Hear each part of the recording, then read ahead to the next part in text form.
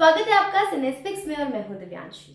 आज का काव्या एक जज्बा एक जुनून के एपिसोड की शुरुआत काव्या के चले जाने से होती है और वो अधिराज द्वारा लगातार उसके नाम के चिल्लाने को नजरअंदाज करने का फैसला करती है। काव्या सामान्य इशू को लेकर चिंतित है क्योंकि बसंत खेड़ी समुदाय के साथ उसके इतिहास के कारण उसने कभी इस तरह से जांच करने का इरादा नहीं किया था।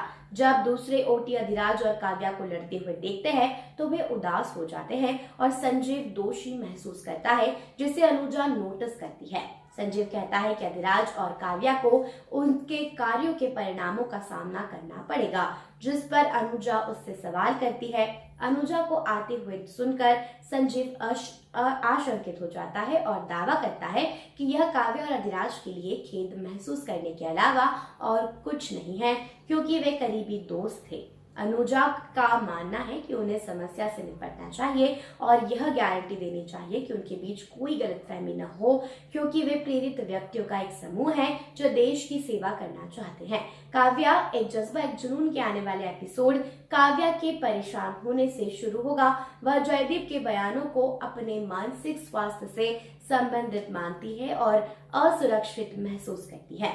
काव्या अपनी माँ की आवाज सुनती है और सोचती है कि क्या वह मति भ्रम कर रही है, लेकिन वह यह देखकर आश्चर्यचकित हो जाती है कि अंजलि और राजीव उसके पास आते हैं और उसे गले लगाते हैं। जब काव्या अपने माता पिता की गर्माहट को महसूस करती है तो वो भावुक हो जाती है और रोने लगती है, क्योंकि स्कूल का बोझ उठाना उसके लिए बहुत मुश्किल है। अंजलि काव्या से पूछती है कि वह कैसी है और वह जवाब देती है कि वह ठीक है और इस कठिन प्रतिस्पर्धा में जिंदा रहने का प्रयास कर रही है। इस वास्तविकता को छिपाते हुए कि एकेडमी उसे बाहर निकालने वाली है।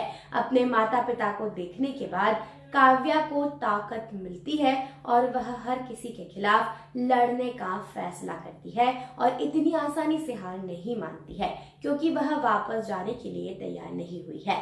अगले दिन जयदीप एक संवाददाता सम्मेलन आयोजित करता है और घोषणा करता है कि काव्या को व्यवहार संबंधी कठिनाइयां हैं, क्योंकि वह अक्सर देर से आती है, पढ़ने के बाद हमेशा अपने कार्यों और दायित्वों से विमुख रहती है।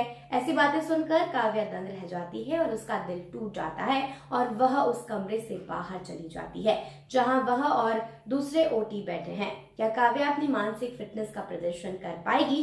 काव्या बसंत खेड़ी जाने की अपनी महत्वाकांक्षा को कैसे साकार करती है, यह देखना दिलचस्प होगा।